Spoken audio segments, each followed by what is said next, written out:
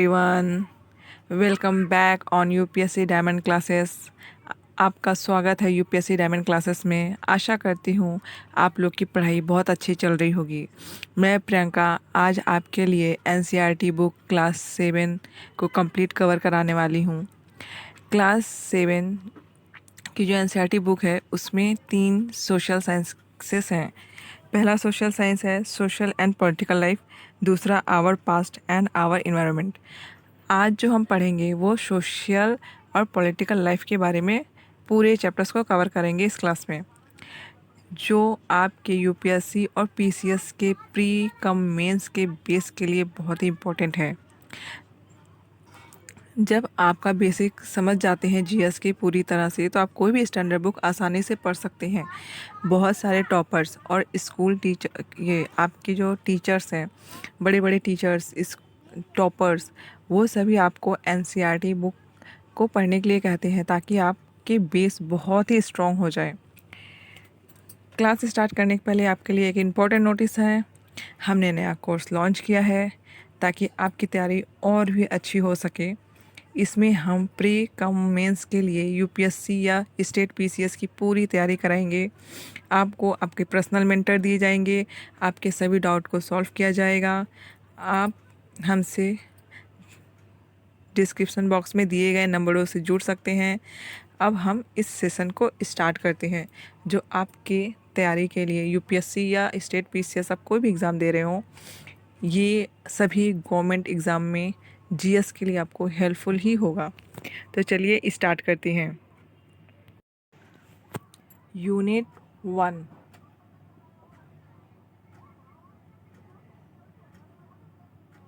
Equality in Indian democracy. इसमें हम पढ़ेंगे इक्वालिटी इन इंडियन डेमोक्रेसी में कैसी इक्वालिटी है। Chapter 1 on equality. कुछ चीज़ें मैं स्किप करूँगी जो आपके एग्ज़ाम के लिए इम्पोर्टेंट नहीं है। तो ऑन इक्वालिटी, आपको यहाँ कुछ फिगर्स दिख रहे होंगे। बच्चे जूते साफ़ कर रहे हैं, बच्चे काम कर रहे हैं। In the 1975 film Diwar, a boy who worked as a shoe sign refused to pick up a coin thrown at him. He feels that there is dignity in the work that he does and insists that his fee be given respectfully. वो एक दीवार नाम की movie है जो उसमें बोलते हैं कि मैं गिरे हुए पैसे नहीं उठाता हूँ।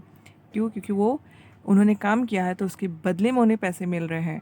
वो उनकी डिग्निटी ही शो करती है। तो इक्वालिटी हमारे डिग्निटी के लिए बहुत ही इम्पोर्टेंट है। Equality in Indian democracy. The Indian constitution recognise every person as equal. Indian constitution बताता है कि सभी पर्सन इक्वल हैं। This mean that every individuals in the country including male and female person from all caste, religions, tribes, educational and economic background are recognised as equal. इसका मतलब simple है कि जो सभी इंडिविजुअल्स हैं, सभी व्यक्ति हैं, जो प्रत्येक इंसान है, चाहे वो फीमेल हो या मेल हो, वो किसी भी कास्ट के हों, किसी भी धर्म के हों, वो जनजाति हों, आदिवासी हों, एजुकेशनली बैकवर्ड हो या इकोनॉमिकली बैकवर्ड हो, वे सभी इक्वल हैं। This is not to say that inequality caste to exist, it doesn't, but at least in democratic India, the principle of the equality of all people is recognized. इसका मतलब ये नहीं है कि inequality ख़त्म हो गई है कास्ट में, बट इस ये शो करती है डेमोक्रेसी में कि एटलीस्ट सबको इक्वल नज़र से देखा जाए। While earlier no law exists to protect people from discrimination and ill treatment, now there are several that work to see the people are treated with dignity and equal. जब कोई पहले law नहीं बने थे तो डिस्क्रिमिनेशन हमें देखने को मिलती थी, भेदभाव देखने को हर जगह मिलती थी। लेकिन जब से लॉज आ गए हैं तब से पीपल्स की डिग्निटी और उनको डिग्निटी के साथ और इक्वलिटी के साथ ट्रीट किया जाने लगा। This recognition of equality includes some of the following provision in Constitution. First, that every person is equal before the law. बहुत सारे लॉज बनाए गए हैं और जिसमें बहुत ही इम्पोर्टेंट लॉ है इक्वल बिफोर द लॉ। सभी कानून के सामने इक्वल हैं, चाहे वो अमीर हो या गरीब हो, कोई कितने भी पावरफुल हो, कोई एमपी हो या कोई एक नॉर्मल पर्सन हो, सब लॉ के सामने इक्वल हैं। ये कॉन्स्टिट्यूशन का फर्स्ट वेरी इंपॉर्टेंट लॉ है। What this mean is that every person from the president of the country to Kanta a domestic worker has to obey the same laws. इसका मतलब सिंपल है कि सबको एक ही नियम का पालन करना होगा, चाहे वो प्रेसिडेंट हो या कांता एक domestic worker. Second, no person can be discriminated against on the basis of their religion, race, caste, place of birth, or whether they are female or male.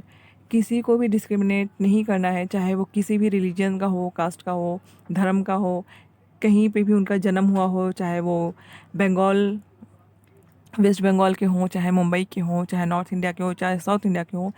Place of birth के basis पे आपको discriminate नहीं करना है, क्योंकि ये law में लिखा हुआ है। Third, every person has access to all public places including playground, hotels, shops and market. जितने भी पब्लिक प्लेसेस हैं उसमें सभी लोगों की एंट्री है, आप किसी को भी एंट्री करने से रोक नहीं सकते हैं। ये इस लॉ में बताया गया है, equal before the law. All persons can use publicly available well, road and bathing ghats. Fourth, untouchabilities has been abolished. जो चौथा है सबसे इम्पोर्टेंट, ये आप स्टैंडर्ड बुक में भी लक्ष्मीकांत में पढ़ेंगे, अनटचेबिलिटीज़ को एबोलिश कर दिया गया लॉ के द्वारा। ये हमारा पीछे है राउंड जो सर्कल में दिख रहा है आपको, वो हमारा ओल्ड पार्लियामेंट है, और जो सामने ट्रायंगल शेप में दिख रहा है वो आपका न्यू पार्लियामेंट है, जहाँ पे हमारे बड़े बड़े डिस्कशन लॉज को डिस्कस किया जाता है। यहाँ पे इंपॉर्टेंट बजट पास किए जाते हैं, बहुत सारे इंपॉर्टेंट लॉ बनाए जाते हैं। लोअर हाउस, अपर हाउस सब आपको यहाँ पे देखने को मिल जाएंगे। The parliament is the cornerstone of our democracy and we are represent in it through our elected representative। हम आगे पढ़ेंगे कि रिप्रेजेंटेटिव हम कैसे इलेक्ट करते हैं। ये GS 2 पॉलिटी के लिए बहुत ही इम्पॉर्टेंट होगा। जब आप इसे पढ़ लेंगे तो आपका पॉलिटी बेसिक स्ट्रॉन्ग हो जाएगी। The two way in which the government has try to implement the equality that is guarantee in the constitution is first through law and second through government program और schemes to help disadvantaged communities. यहाँ पे बताया गया है कि government जो equality है उसे दो तरह से इम्प्लीमेंट करती है। पहला तो लॉ बना करके ताकि सब लोग इक्वल रहें, दूसरा गवर्नमेंट प्रोग्राम और स्कीम्स लॉन्च करती है जो डिसएडवांटेज कम्युनिटीज़ हैं या जो पुअर्स हैं उनके लिए स्कीम ला करके उन्हें इक्वालिटी के बेस पे लेके आती हैं। There are several laws in India that protect every persons rights to be treated equally. In addition to law the government has also set up several schemes to improve the life communities and individuals who have been treated equally for several centuries. बहुत सारे laws, बहुत सारे government schemes ले आके ये improve करती है लोगों की लाइफ, ताकि वे डिस्क्रिमिनेशन से बच सकें, उनकी लाइफ ऑफ क्वालिटी इन्हेंस हो सके। इसलिए गवर्नमेंट स्कीम भी बहुत ही इम्पोर्टेंट है। Government time to time scheme लाती रहती हैं। गोल 2 जीरो हंगर, ये सस्टेनेबल डेवलपमेंट गोल 2 है जिसे इंडिया को अचीव करना है, जिसमें zero hunger. One of the steps taken by government include the midday meal scheme. This refers to program introduced in all government elementary school to provide children with cooked lunch. बहुत सारे government scheme में सबसे important आता है mid day meal scheme, जो government elementary school में mid day meal provide किया जाता है एज अ लंच। ये तमिलनाडु में पहली बार इंट्रोड्यूस किया गया 2001 में। सुप्रीम कोर्ट ने इसे बोला कि सभी स्टेट गवर्नमेंट को लागू करने चाहिए, और आज ये लगभग सभी स्टेट गवर्नमेंट में और स्टेट में लागू हो चुके हैं। आज आपको सभी जगह मिड डे मील सुनने को मिलेंगे कि यहाँ पे मिलते हैं मिड डे मील। ये बहुत ही इम्पोर्टेंट रोल प्ले करता है। This programme has had many positive effect. ये सिर्फ पेट भरने का काम नहीं करते, ये बच्चों को स्कूल आने में भी हेल्प करते हैं। जब बच्चे स्कूल आएंगे, जैसे पहले होते थे कि बच्चे दोपहर में खाने के लिए घर जाते थे, तो फिर वो बाद में नहीं आते थे, और उनके जो मॉम डैड काम कर रहे हैं जैसे ग्रामीण एरिया में, तो उन्हें अपने काम को रोक करके बच्चों के लिए खाना बनाना पड़ता था। बट अब वो भी प्रॉब्लम नहीं है। इस वजह से स्कूल में जो इनरोलिंग है बच्चों की वो बढ़ चुकी है अब मिड डे मील की वजह से। और वो इक्वली सब बच्चे, अगर वहाँ पे कोई भी बच्चे हैं तो वो सारे बच्चे इक्वली सब एक साथ मिल के भोजन को ग्रहण करते हैं। यहाँ पे आप किसी भी, और इस मिड डे मील को बनाने वाली महिला भी वो दलित भी हो सकती हैं। This programme has also help reduce caste prejudice because children of all caste in school eat this meal together. इसमें से आप एग्जाम्पल्स निकाल सकती हैं जो कि आपको मेंस में बहुत हेल्पफुल होने वाला है। और कॉन्सेप्चुअल क्लियरिटी होनी चाहिए, क्योंकि प्री में अभी कॉन्सेप्चुअलिटी क्लियरिटी पे क्वेश्चंस आ रहे हैं। यहाँ पे पूरा मिड डे मील के ऊपर ही बोला गया है, इक्वालिटी के ऊपर बोला गया है। बट कुछ issues of equality in other democracies. You are probably wondering whether India is the only democratic country in which there is inequality and where the struggle for equality continue to exist। आपको जान के हैरानी होगी कि equality के लिए struggle हमने बहुत लंबी स्ट्रगल की है और अभी भी थोड़े कर रहे हैं। The truth is that in many democratic country around the world the issue of equality continue to be the key issue around which communities struggle। आपने बहुत सारे डेमोक्रेटिक कंट्रीज़ में देखे होंगे कि ये बहुत ही बड़ा इशू है, ये मुख्य इशू है कि कम्युनिटी स्ट्रगल कर रही है। For example United state of America में जो अफ्रीकन अमेरिकन्स थे, जिनके एंसेस्टर मतलब पूर्वज स्लेव्स थे, सर्वेंट थे, उनके लिए इक्वालिटी लाने में बहुत ही टाइम लग गए। फॉर एग्ज़ाम्पल 1950s में to push for equal right for African American. Prior to that African American were treated extremely unequal in the United State. वहाँ पे अफ्रीकन अमेरिकन्स को बहुत ही अनइक्वली ट्रीट किया जाता था। उनके लिए अलग ही स्कूल्स होते थे। उनके बस में पीछे अगर कोई वाइट मैन चढ़ते हैं बस में तो उन्हें पीछे बैठना पड़ता था, उनको अपनी सीट छोड़ के पीछे बैठनी पड़ती थी। बट रोज़ा पार्क नाम की एक लेडी थी, वो एक दिन बहुत ही थकी हुई थी। इस वजह से उन्होंने एक वाइट मैन को अपनी सीट देने से मना कर दिया। उसके बाद एक सिविल राइट मूवमेंट होता है जिसके थ्रू 1964 में थोड़ी सी डिस्क्रिमिनेशन हटती है। अफ्रीकन अमेरिकन को स्कूल्स में अलाउ कर दिया जाता है जहाँ पे वाइट मैंस के बच्चे पढ़ते थे, अमेरिकन बच्चे पढ़ते थे।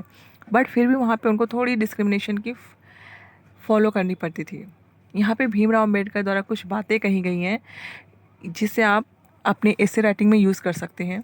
It is disgraceful to live at the cost of one's self-respect. Self-respect is the most vital factor in life. Without it, man is a cheaper. To live worthily with self-respect, one has to overcome difficulties. It is out of hard and ceaseless struggle alone that one derive strength, confidence and recognition। इन्होंने भीमराव अम्बेडकर ने कहा है कि जो self respect के बिना जीना बहुत ही मुश्किल है, ये बहुत ही गलत है। Bhimrao Ambedkar, man is mortal, everyone has to die some day और the other, but one must resolve to lay down one's life in enriching the noble ideals of self-respect and in bettering one's human life. Nothing is more disgraceful for a brave man than to live life devoid of self-respect। इन्होंने कहा है कि सभी इंसान मरणशील है, वो आज नहीं तो कल मर जाएंगे, बट उसके पहले हमें बहुत ही एक रेस्पेक्टफुल के साथ जीवन जीना चाहिए और दूसरों के लिए भी एक नोबेल बनना चाहिए। बिना सेल्फ रिस्पेक्ट के जीना बहुत ही डिसग्रेसफुल है, मतलब बहुत ही ख़राब बात है। ये आपको बस में एक लेडी दिख रही है, रोज़ा park, an African American women change the course of American history with one definite act. इन्होंने थकने के बाद एक आप इन्हें पीछे एक वाइट मैन को देख रहे होंगे, अमेरिकन को देख रहे हैं, उन्होंने उसको शेड देने से मना कर दिया। तो सिविल राइट मूवमेंट चालू हुई, उसके बाद थोड़ी सी इक्वालिटीज़ वहाँ पे आई, बट अभी भी थोड़ी सी डिस्क्रिमिनेशन वहाँ पे है। इसमें से सेपरेट स्कूल जो थे वो बंद हो गए, बट अभी भी थोड़ी डिस्क्रिमिनेशन उनके साथ होती है, जैसे टीचर्स को लेके, क्वालिटी ऑफ एजुकेशन को लेकर के।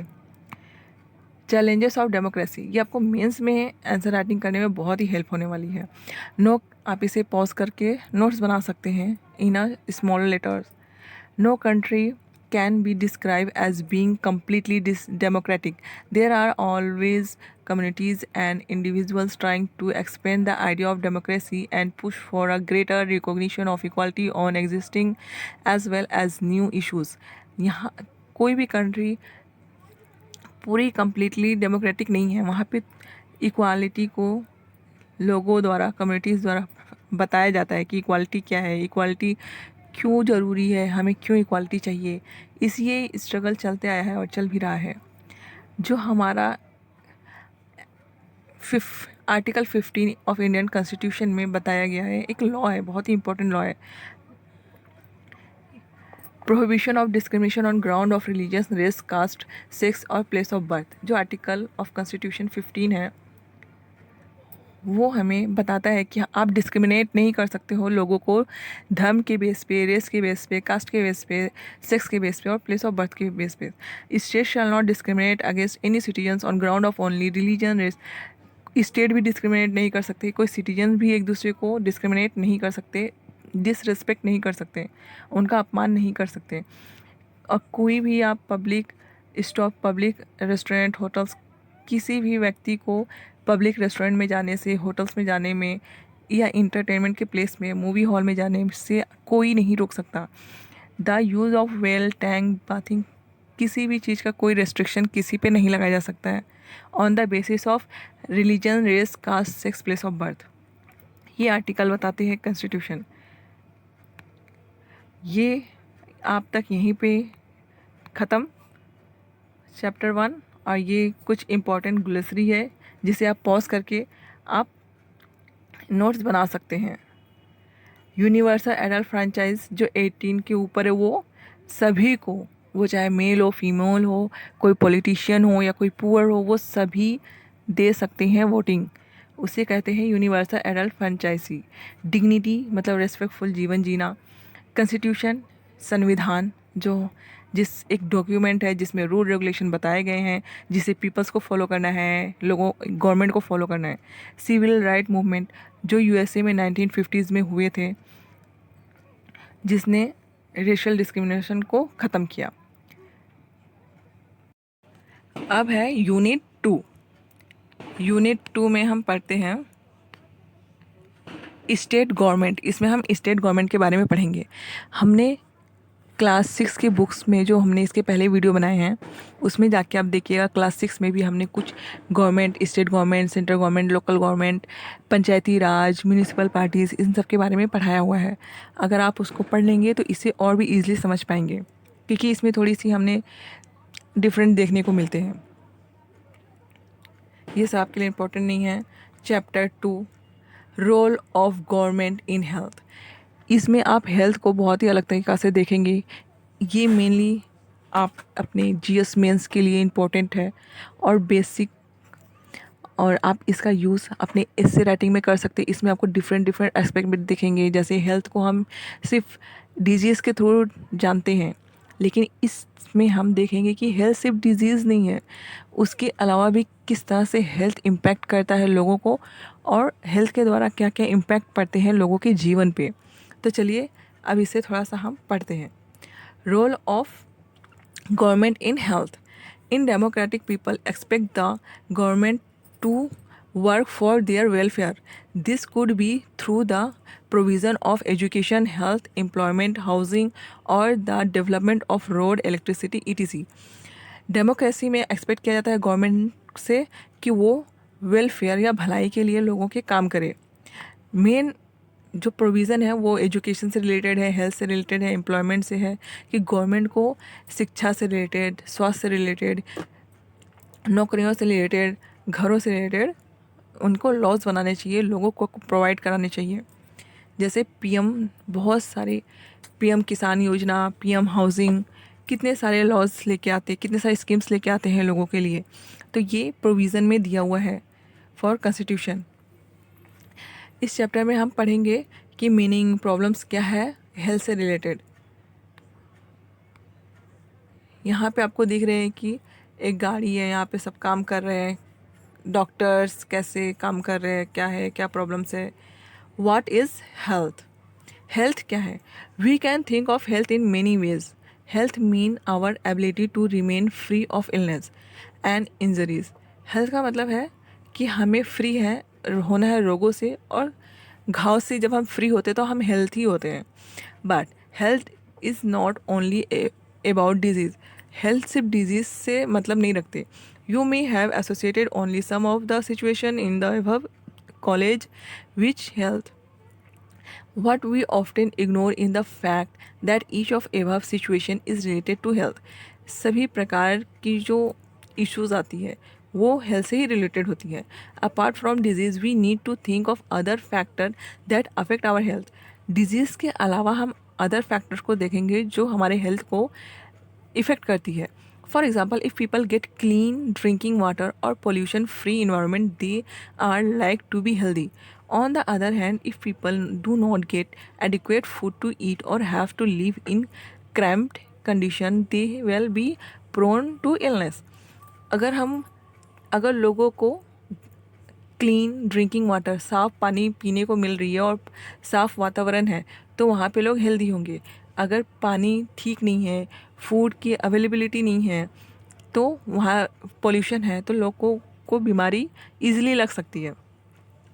As all us would like to be achieve and in good spirit in where we may be doing, it is not healthy to be dull, inactive. जो अनहेल्दी हैं वो डल हो जाएंगे, एक्टिविटी उनकी कम हो जाएगी, एनजाइटी होगी, secret for long stretch of the time, बहुत सारे टाइम लगेंगे, कोई भी काम वो लेट कर पाएंगे। इसमें से मैं थोड़ा स्किप भी करूँगी क्योंकि वो आपके लिए इम्पोर्टेंट नहीं है। इसको मैं इसमें नहीं पढ़ा रही हूँ, आप पॉज करके पढ़ लीजिएगा। इसमें बताया गया India has the largest number of medical colleges हैं, बट लोग डॉक्टर की अवेलेबिलिटी थोड़ी कम है। यहाँ पे आपको मैं पढ़ा देती हूँ। India has the largest number of medical colleges in world and in among largest producer of doctor. 30,000 से ज़्यादा डॉक्टर्स को ये प्रोड्यूस करती है इंडिया, और बहुत सारे डॉक्टर्स और कॉलेजेस हैं इंडिया में। Most doctors settle in urban, but problem ये है कि बहुत सारे डॉक्टर्स अर्बन एरिया में सेटल्ड होते हैं। People in rural area have to travel long distance to reach the doctor. Health care facility have grown sustainability. इतना गवर्नमेंट हॉस्पिटल में लोग कम जाते हैं जबकि प्राइवेट हॉस्पिटल में ज़्यादा जाते हैं। ये आप पॉज करके पढ़ लीजिएगा, ये आपको एज अ फैक्ट आप एग्जाम्पल के रूप में मेंस में यूज़ कर सकते हैं जब हेल्थ पे कोई क्वेश्चन आए। In order to prevent and treat illness, we need appropriate health care facilities such as health center, hospital, laboratories for testing, ambulance service, blood bank, etc. Health treatment के लिए हमारे पास ये सारे एमिनिटीज़ होने चाहिए, फैसिलिटीज़ होनी चाहिए, हेल्थ सेंटर्स होने चाहिए, हॉस्पिटल्स होने चाहिए, लेबोरेटरीज होनी चाहिए। We also need the medicine and equipment that are necessary for treating patient. Patient को ट्रीट करने के लिए मेडिसिन होने चाहिए, इक्विपमेंट होने चाहिए, इंस्ट्रूमेंट होने चाहिए जिससे हम ट्रीट कर सकें। यहाँ पे आप देख रहे होंगे कि प्रयोगशाला में लोग अपना इलाज कर रहे हैं। Patient usually have to wait in long queue in government hospital like this one. आपने देखा होगा कि गवर्नमेंट हॉस्पिटल में बहुत लंबी लंबी लाइनें लगती हैं, जबकि प्राइवेट हॉस्पिटल में लंबी लाइनें नहीं लगती हैं। गवर्नमेंट हॉस्पिटल में, इसको हम थोड़ा आगे पढ़ेंगे अभी। India has a large number of doctor, clinic and hospital. The country also, India में सबसे लार्ज नंबर में डॉक्टर्स होते हैं, क्लिनिक होते हैं, हॉस्पिटल होते हैं, तो इसे हम पब्लिक हेल्थ केयर सिस्टम भी बोलते हैं। और प्राइवेट हेल्थ केयर सेंटर के बारे में हम थोड़ा बाद में पढ़ेंगे। Second column point out of, जो कॉलम में दिया हुआ है यहाँ पे वो बताया हुआ है कि इतने होने के बाद भी there has been phenomenal advancement in medical science where many new technologies and treatment procedure are available in the country. इसके बावजूद थोड़ी इलाज में नहीं हो पा रही है। Second column point out of how poor health situation in our country. This is the paradox something that is country contrary to what we would expect. Our country has the money, knowledge, and people with experience, but cannot make the necessary health care available to all. हमारे पास लोग हैं, experience लोग हैं, knowledgeable लोग हैं, money भी है, लेकिन हमारे पास हेल्थ केयर सर्विसेज नहीं हैं। यहाँ पे दो बच्चे हैं, एक अमन है, एक राजन है। अमन और राजन, इसमें दोनों ने अपने इलनेस के बारे में बताया कि एक गरीब बच्चे रहते, एक अमीर बच्चे रहते। अमीर बच्चे को भी फीवर होती है, गरीब बच्चे को भी फीवर होती है। जो अमन है वो प्राइवेट हॉस्पिटल में जाते हैं, उनकी एक्सपीरियंस अलग होती है, और जो राजन होते हैं वो गवर्नमेंट हॉस्पिटल में जाते हैं, उनकी एक्सपीरियंस अलग होती है। इसमें ये शेयर किए हुए जो आप एज अ एग्ज़ाम्पल यूज़ कर सकते हैं, अपने एसए में यूज़ कर सकते हैं, जीएस में, हेल्थ में यूज़ कर सकते हैं कि प्राइवेट सेक्टर में और गवर्नमेंट सेक्टर में जो हॉस्पिटल्स होते हैं वो बहुत डिफरेंट होते हैं, उनके सर्विसेज डिफरेंस होती हैं, कॉस्ट डिफरेंट होते हैं। देखिए, public and private health centre services, यहाँ पे जो क्वेश्चन है वो आपके लिए इंपॉर्टेंट नहीं है। Public health services and private health services. Public health services means होती है जो गवर्नमेंट कम कॉस्ट में हमें प्रोवाइड करती है हर तरह की सर्विसेज, बट वहाँ पे थोड़ी डिले होती है क्योंकि वहाँ पे लंबे लाइन लगे होते हैं, बहुत सारे लोग आए होते हैं। The public health service is a chain of health centre and hospital run by the government. जो गवर्नमेंट चलाती है जिस हॉस्पिटल को, उसे पब्लिक हेल्थ सर्विसेज कहते हैं। They are link together so that they cover both rural and urban areas. ये दोनों एरिया को कवर करती हैं। इनमें कॉस्ट कम होते हैं लेकिन लाइन बहुत लंबी लगी होती है, इसी में लोग परेशान हो जाते हैं और भी आप बीमारी फील करने लगते हैं। क्लीननेस कम होती है, और जो आप इसे पॉज करके पढ़ सकते हैं। फिर जो प्राइवेट हेल्थ फैसिलिटीज़ होती है वो बहुत ही कॉस्टली होती है, उनमें रोग कम होते हैं क्योंकि वहाँ पे लोग वही जा सकते जो अफोर्ड कर सके, वहाँ की सर्विसेज खरीद सके। वो थोड़ी ज़्यादा कॉस्टली होती है, तो वहाँ पे लोग कम होते हैं, वहाँ की फैसिलिटी बहुत अच्छी होती है, क्लीननेस होती है, जल्दी जल्दी काम हो जाते हैं। इसलिए अधिकतर लोग प्राइवेट हेल्थ फैसिलिटीज़ को ही प्रेफर करते हैं। यहाँ पे आप एक फिगर देख रहे होंगे, एक माँ है, एक बच्चे हैं। A women and her sick child at a government hospital. According to UNICEF, more than a million children die every year in India from preventable infection. UNICEF के एक रिपोर्ट के हिसाब से इंडिया में मिलियंस बच्चे मर जाते हैं सिर्फ केयरलेस की वजह से, जिन्हें सिर्फ प्रिवेंटेबल इन्फेक्शन होता है, जिनको नॉर्मल इन्फेक्शन होता है, लेकिन उन बच्चों की भी डेथ हो जाती है इंडिया में। इसके बहुत सारे रीज़न्स हैं। देखिए, health care and equality. Is adequate health care available to all? In India, we face a situation where private services are increasing but public services are not. What is then available to people are mainly private services. These are concentrated in urban area. The cost of these services is rather high. Medicines are expensive. Many people cannot afford them. कई बार private sector जो है वो सिर्फ mainly आपको cities में मिलेंगे, rural area में कम या ना के बराबर रहेंगे। ऊपर से कॉस्टली होते, बहुत सारे लोग यहाँ तक नहीं पहुँच पाते हैं। कभी कभी प्राइवेट सेक्टर में इश्यूज़ ये आते हैं कि कभी कभी वो जो एक नॉर्मल फीवर नॉर्मल दवाई से ठीक हो सकती है, उसके लिए वो सुपरफ्लोरस मेडिसिन प्रोवाइड करती हैं, बिना मतलब कि इंजेक्शन देते हैं, सलाइन चढ़ाते हैं उनको। सिंपल मेडिकेशन, जिससे जो सिंपल मेडिकेशन से ठीक हो सकते हैं, उसके लिए भी वो स्पेशल मेडिसिन प्रोवाइड कराते हैं। Medical Council of India's Code of Medical Ethics states every physician should, as far as possible, prescribe drug with generic name, and he shall ensure that there is a rational prescription and use of drug. Medical council of India जो MCIC है, उन्होंने ensure किया है कि आप generic name लिखें जो हर दुकान पे अवेलेबल हो। In fact, barely 20% of population can afford all the medicine that they require during an illness. सिर्फ 20% लोग ही पॉपुलेशन में हैं जो सभी मेडिसिन को प्रेफर कर सकते हैं अपनी बीमारी में। फिर गवर्नमेंट की एक स्कीम है जन औषधि मेडिकल स्टोर, दाम कम दवाई उत्तम। यहाँ से आप मेडिसिन खरीद सकते हैं। ये न्यू स्कीम है गवर्नमेंट की। Use as a example on your exam. यहाँ पे भी वही है, think as being poor, medical expenses cause hardship. एक बार सोचिए कि आप गरीब हैं तो मेडिकल एक्सपेंसेस कितने भारी हैं आपके लिए। It was reported in a study that 40% of people who are admitted to the hospital for some illness और injury have a borrow money. 40 एक रिपोर्ट में ये पता चला है कि 40% लोग ऐसे हैं जो हॉस्पिटल में भर्ती हो जाते हैं और उन्हें मनी उधार लेनी पड़ती है क्योंकि उनके पास मनी नहीं है और हॉस्पिटल की कॉस्ट बहुत ही एक्सपेंसिव है। इसलिए कितने सारे पुअर उनके ऊपर लोन आ जाते हैं, उनको घर, अपने खेत खलिहान बेचने पड़ते हैं अपने इलाज करवाने के लिए। आप इस वीडियो को पॉज करके अच्छे से एग्जाम्पल रेडी कर सकते हैं।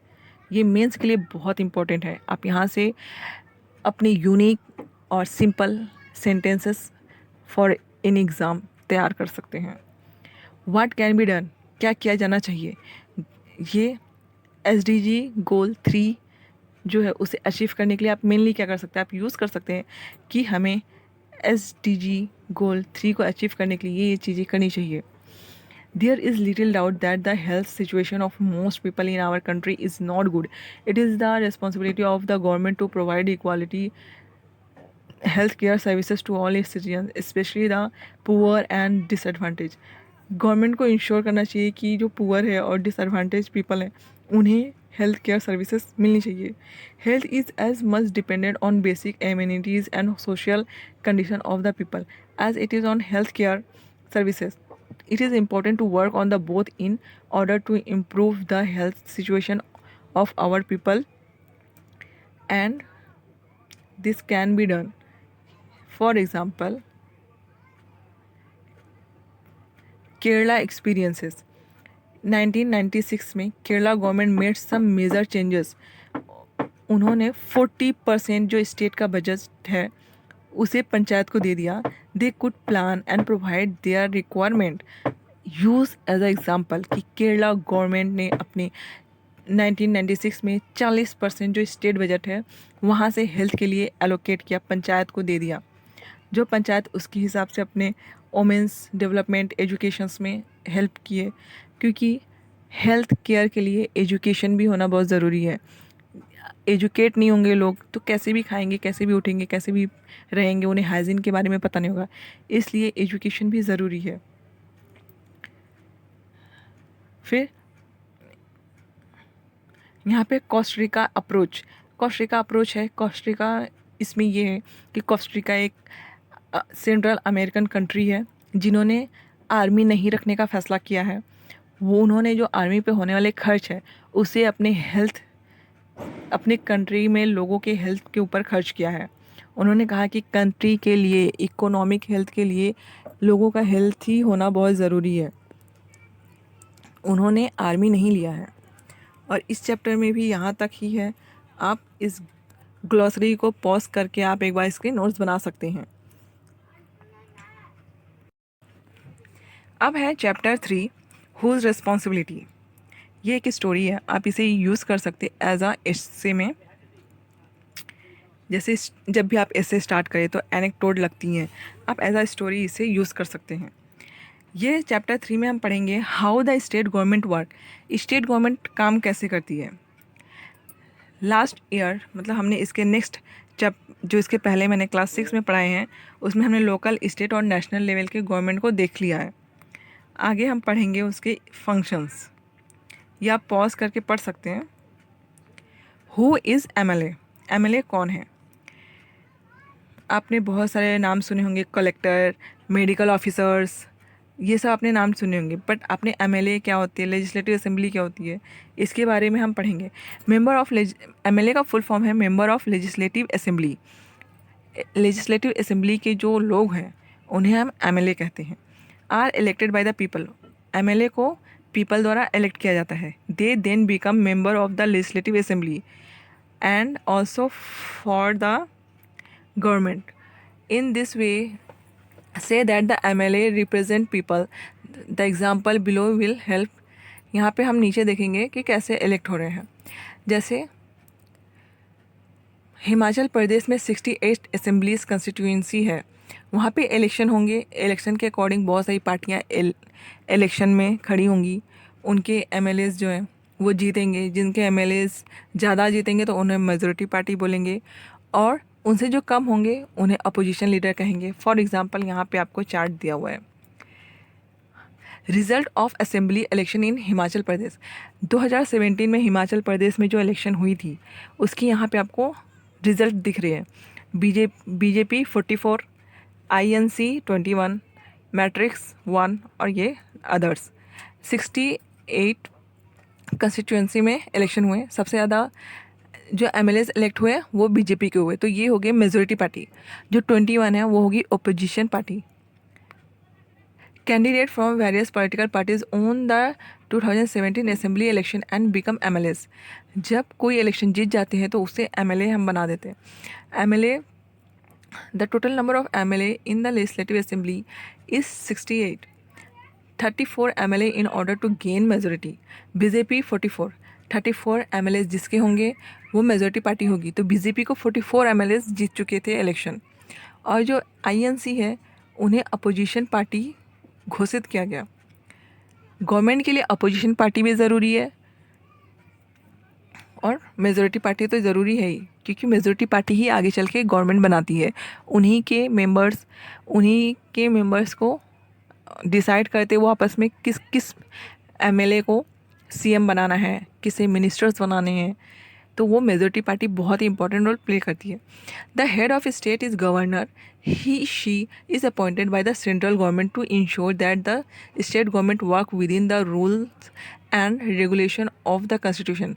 फाइंड आउट भी नेम ऑफ, यहाँ पे बोला गया जो हेड ऑफ स्टेट है वो गवर्नर है, जो कि सेंट्रल गवर्नमेंट द्वारा इंश्योर किए जाते हैं। इन्हें मेनली प्रेसिडेंट चुन के स्टेट गवर्नमेंट में नियुक्त करते हैं। फिर यहाँ पे आपको दिया गया है कि पहले एमएलए चुने जाते हैं। जिस पार्टी के एमएलए ज़्यादा होते हैं वो एक मेजॉरिटी पार्टी कहलाती है। मेजॉरिटी पार्टी खुद अपने में से मिनिस्टर को चुनती हैं, CM को चुनते हैं। जैसे जो हिमाचल प्रदेश में बीजेपी के हुए तो उसमें श्री जयराम ठाकुर को एज अ लीडर चुना गया, चीफ मिनिस्टर। फिर चीफ मिनिस्टर अदर मिनिस्टर को चुनते हैं, और जो अदर मेंबर्स बच जाते हैं उनको हम एज अ मेंबर बोलते हैं। फिर आप यहाँ पॉज करके पढ़ सकते हैं, इसमें वैसे कुछ इंपॉर्टेंट नहीं है। Debate in a legislative assembly में डिबेट होते हैं। जो एमएलए चुन के असेंबली में जाते हैं तो असेंबली में उनका काम क्या है, डिबेट करना, लॉस के ऊपर, रूल के ऊपर जो है उन सब के बारे में सोचना। This assembly was going to have a debate on a current problem पे डिस्कस करते हैं, डिबेट करते हैं। During this time MLA can express their opinion and ask question related to the issues और give suggestion about that what should be done by the government. यहाँ पे MLA question कर सकते हैं, अपने ओपिनियन रख सकते हैं और गवर्नमेंट को सजेस्ट कर सकते हैं कि यहाँ पे क्या किया जाना चाहिए। Chief minister and other minister have to take decision and run the government. Main chief minister और मिनिस्टर्स का काम होते हैं कि डिसीजन टेक करे और गवर्नमेंट को रन करना। न्यूज़ चैनल्स एंड पेपर्स, हम इन सभी को न्यूज़ चैनल द्वारा और पेपर द्वारा पढ़ते हैं, समझते हैं, सुनते हैं। MLA 1, 2 ये एग्जांपल्स है। यहाँ पे आपको फिगर दिखेंगे कि कैसे डिस्कस हो रहे हैं। यहाँ पे सब यहाँ पे बैठ के डिस्कशन होते हैं, डिबेट होते हैं, सजेशन होते हैं, क्वेश्चन आंसर होते हैं। ये आप पॉज करके पढ़ सकते हैं, एज अ सिर्फ ये अंडरस्टैंडिंग के लिए इंपॉर्टेंट है।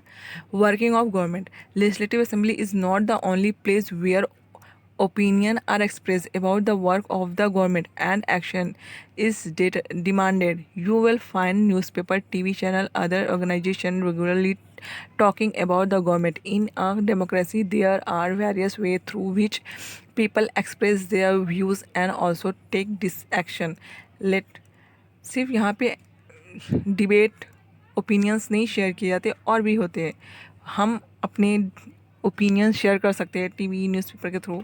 सून प्रेस कॉन्फ्रेंस होती है, वहाँ पे हम क्वेश्चंस करते हैं उनके थ्रू। ये एज अ अंडरस्टैंडिंग के लिए इम्पोर्टेंट है। Government smell the garbage, government garbage को सूंघ लेती है। Chief minister promise fund for work, chief minister work के लिए फ़ंड प्रोवाइड करते हैं। या पॉज करके पढ़ सकते हैं, एज अ एग्ज़ाम्पल आप यहाँ से यूज़ कर सकते हैं। वैसे ज़्यादा इम्पोर्टेंट तो नहीं है ये, सिर्फ एज अ कम्प्रीहेंसिव अंडरस्टैंडिंग कि एमएलए क्या है, एमपीज़ क्या है। अभी एमपीज़ नहीं, इसमें एमएलएज़ है स्टेट के ऊपर। वॉलपेपर प्रोजेक्ट, ये प्रोजेक्ट है, ये भी इम्पोर्टेंट नहीं है यूपीएससी के लिए। बस ये ग्लोसरी है, ये बहुत इंपॉर्टेंट है एज अ मीनिंग। कभी कभी यूपीएससी मीनिंग पूछती है कि कंस्टिट्यूएंसी मीनिंग क्या होती है, अपोजिशन मीन्स क्या है, प्रेस कॉन्फ्रेंस क्या है, तो आप ऐसे एक बार इसको देख लीजिएगा। अब है चैप्टर 4, ये भी आपके मेंस के लिए बहुत ही इम्पोर्टेंट है। Growing up as boy and girls, आपके मेंस में पॉलिटी है, उसमें social justice, Indian social system, India की सामाजिक व्यवस्था क्या है, इंडिया के सोशल जस्टिस क्या है। तो यहाँ पे आप यूज़ कर सकते हैं कि यहाँ से आपको सिंपल्स और एग्जांपल्स मिल जाएंगे। सिंपल सेंटेंस में आपको आंसर लिखने होते हैं यूपीएससी के मेंस में, तो यहाँ पे आपको सेंटेंस सिंपल सिंपल मिल जाएंगे और एग्जांपल्स आप यहाँ से लिख सकते हैं। तो आपको ध्यान से पढ़ना है ताकि आपको यहाँ से आप छोटे छोटे नोट्स बनाते चले जाइए। Growing up as a boy and girl, being a boy और girl in an important part of one's identity, एक इंसान की आइडेंटिटी एज अ बॉय और गर्ल बहुत ही इंपॉर्टेंट होती है। The society we grow up in teaches us what kind of behaviour is acceptable for girls and boys. Society हमें बताती है, जब हम बड़े होते हैं तो हमें सोसाइटी ये सिखाती है कि अगर आप गर्ल हैं तो कैसा बिहेवियर होना चाहिए, अगर आप बॉय हैं तो कैसा बिहेवियर होना चाहिए आपका, आप क्या कर सकते हैं और आप क्या नहीं कर सकते हैं as a boy as a girl. We often grow up thinking that these thing are exactly the same everywhere, और आपने ये देखा होगा कि ये हर जगह का सेम नियम है। लड़कों और लड़कियों को बताया जाता है कि आपको कैसे बिहेव करना है, क्या नहीं करना है, क्या करना है। We will learn that most societies value men and women differently, एक ही सोसाइटी में मेन के वैल्यू अलग होते हैं, वोमेन के वैल्यू अलग होते हैं। मेन और वोमेन के वैल्यूज़ जो है वो डिफरेंटली होते हैं। रोल जो प्ले होता है मेल के द्वारा, फीमेल के द्वारा, वो भी डिफरेंट होते हैं। उनके काम अलग होते हैं, उनकी पेमेंट अलग होती है, उनके प्ले, यहाँ तक कि टॉयज़ भी अलग अलग होते हैं। यहाँ पे लिखा है समोया, यहाँ पे आप एग्जाम्पल इसको यूज़ कर सकते हैं। जो समोया एक आइसलैंड है, स्मॉल आइसलैंड है, southern part of Pacific ocean में एक आइसलैंड है। 1920s में एक रिसर्च किया गया कि वहाँ पे जो बच्चे हैं वो स्कूल नहीं जाते हैं। वे कुछ ही सालों में they learn many things such as how to take care of children, household work and older children and from adult.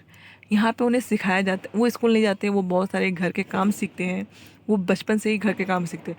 थोड़े वे बड़े होते हैं तो फिशिंग वहाँ के लिए बहुत इंपॉर्टेंट एक्टिविटीज़ है, तो जो यंग पीपल है वो फिशिंग के लिए सीखते हैं।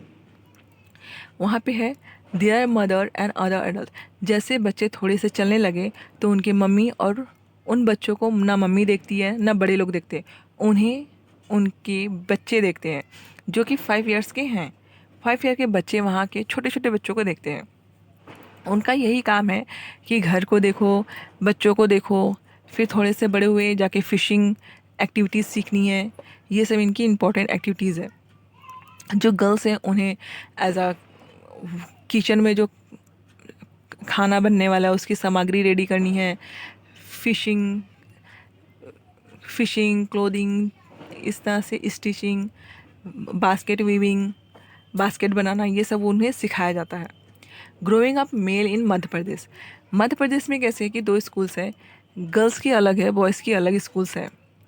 और आपने ये मेल नहीं देखा होगा, गर्ल्स के लिए प्ले ग्राउंड जो है वो स्कूल के अंदर होती है, बॉय के लिए कहीं पे भी वो प्ले ग्राउंड होती है, बाहर होती है, उनके लिए कुछ ऐसा पैक नहीं होते। फिर गर्ल्स जो है वो एक लाइन से गली में जाती हैं, बॉय गली में खेल सकते हैं, कूद सकते हैं, कुछ भी कर सकते हैं, बट लड़कियां सीधे स्कूल और गली का यूज़ करती हैं घर जाने के लिए, और उनका गली में कोई भी फंक्शंस नहीं है। तो आपने ऊपर में एग्जांपल्स में देख लिए, दोनों एग्जांपल में, in most society including our own role, men and women play or the work they do are not valued equally. Main और वोमेन जो काम करते उसको भी इक्वल वैल्यू नहीं दी जाती है। फॉर एग्ज़ाम्पल यहाँ पे है माई मदर डजन वर्क। यहाँ पे स्टोरी बताई गई है दो बच्चों की। एक बच्चे होते हैं जिसकी मम्मी टीचर होती है और एक बच्चे होते हैं जिसकी मम्मी हाउसवाइफ होती है। तो जिसकी मम्मी हाउसवाइफ होती है वो सोचते हैं कि उनकी मम्मी काम ही नहीं करती है, और जिसकी मम्मी टीचर्स होती हैं तो वो सोचते हैं हाँ इनकी मम्मी काम कर रही है। तो एक दिन वो डिसाइड करती कि मैं हाउस वर्क करूँगी ही नहीं, आप अपने काम खुद करें, आज मेरी स्ट्राइक है। तब यहाँ पे देखिए उनके जो हस्बैंड है वो परेशान हो जाते हैं, बच्चों को स्कूल छोड़ने जाना है, खाना रेडी नहीं है, घर पूरा अस्त व्यस्त हो चुका है, पूरे यहाँ पे दिख रहे हैं आपको। तो इसलिए कोई भी काम काम होता है। एज अ हाउस वाइफ भी आप 5 बजे से लेकर के रात की जब तक सब नहीं सो जाते हैं तब भी मम्मी काम करती हैं। तो यहाँ पे वही बोला गया है कि यहाँ पे हमारी सोसाइटी में देखा जाता है कि मेन अलग वर्क, वोमेन अलग वर्क, पेमेंट भी वोमेन मेन को अलग अलग दी जाती है। यहाँ से आप यूपीएससी मेंस आंसर राइटिंग में आप यूज़ कर सकते हैं, और कोई एससे आए तो वहाँ पे आप इजीली यूज़ कर सकते हैं, क्योंकि ये एनसीईआरटी बुक है। तो आप यहाँ से इजीली सिंपल वर्ड आप अपने एग्ज़ाम में यूज़ कर सकते हैं। वैल्यूइंग होमवर्क, हाउस वर्क जो है वो भी बहुत ही इंपॉर्टेंट होता है, क्योंकि अगर फैमिली में मम्मी काम नहीं करेंगी तो पूरी फैमिली की सिस्टम अस्त व्यस्त हो जाएगी। बट उन्हें वैल्यू नहीं दी जाती है क्योंकि ये सोसाइटी का नियम है।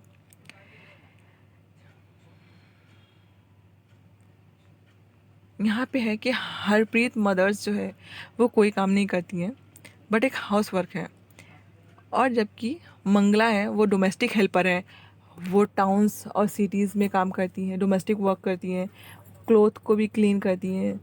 सिटीज़ में इनको एज अ डोमेस्टिक वर्क जो होते हैं उनके लिए पेमेंट मिलते हैं, तो हम सोचते हैं हाँ, बट उनकी जो पेमेंट है वो बहुत कम होती है। आप एग्ज़ाम्पल के रूप में यूज़ कर सकते हैं, वैसे इसमें इम्पोर्टेंट नहीं है। आप एज अ चार्ट इसको याद कर सकते हैं कि कैसे है वोमेंस पेड, कैसे है अनपेड, कैसे वोमेंस में अनपेड ज़्यादा है और मेंस में अनपेड कम है। उनको पेड भी कम किया जा रहा है और मेल्स को पेड ज़्यादा किया जा रहा है। Women's work and equality, as we have seen the low value attached to women's household and caregiving work is not an individual's or family matter. It is a part of large system of inequality between men and women. ये सिर्फ ऐसा नहीं बोल सकते कि value कम है, house work है, ये वो। ये मेन हमारे सिस्टम जो है, लॉ सिस्टम है इनइक्वालिटी का, मेन और वोमेन का। यहाँ पे हम देखते हैं कि इनइक्वालिटी आपको दिख रही है। As we known, equal is an important principle of our constitution. हमारे constitution की equality ही मेन प्रिंसिपल है। फीमेल मेल को सेम राइट्स मिले हुए हैं, सेम। आप सेक्स के बेसिस पे डिस्क्रिमिनेट नहीं कर सकते, ये आर्टिकल 15 कॉन्स्टिट्यूशन की बताते हैं। For example, it recognise that burden of child care and house work fall on women and girls. जो घर का बर्डन है या चाइल्ड केयर का बर्डन है वो वोमेन पे आती है, गर्ल्स पे आती है। यहाँ पे children and anganwadi centre in and villages Madhya Pradesh, this naturally has an important impact on whether girl can attend school. It determine whether women can work outside the house and what kind of job and career they can have. अगर ये decide बहुत important decide करता है कि किस type का career आपने चुना है, तब लड़कियों को काम करने दिया जाता है। जैसे आंगनवाड़ी हो गई, केयर सेंटर हो गया, तो वहाँ पे फीमेल रिक्वायरमेंट है, हर जगह फीमेल रिक्वायरमेंट नहीं है। तो उस रिक्वायरमेंट के हिसाब से लोगों को वर्क मिलते हैं। तो यहाँ पे कितने सारे काम करती हैं महिलाएं, लेकिन उन्हें रिवॉर्ड नहीं मिलता। यहाँ पे बंगाली में लिखा गया है कि 10 हाथ से मैं काम करती हूँ बट मुझे क्या मिलता है, अपमान, हाथे और लाठी। हमेशा वोमेंस को हमेशा लो ही देखा गया है। इसमें से आप ये देख सकते हैं, अपने एग्जांपल्स लिख सकते हैं। फिर बस यहाँ तक ही है आपकी ये ग्लोसरी है। आइडेंटिटी, डबल बर्डन वोमेंस पे आती है, एक बाहर भी जॉब कर रही और घर का भी, जबकि मेल्स पे ऐसे कोई बर्डन नहीं आते। केयर गिविंग मेनली वोमेन्स ही अपने बच्चों को देती हैं, ये सोसाइटी की बिलीफ है। डी वैल्यूड, कि हमेशा वोमेन के काम को डी वैल्यू किया जाता है, जो होम वर्क करती है, मतलब हाउस वाइफ हैं, उनके वर्क को डी वैल्यू किया जाता है। तो थैंक यू, मिलते हैं अपने नेक्स्ट लेक्चर में और इसके बचे हुए चैप्टर को हम कंप्लीट करेंगे। Thank you.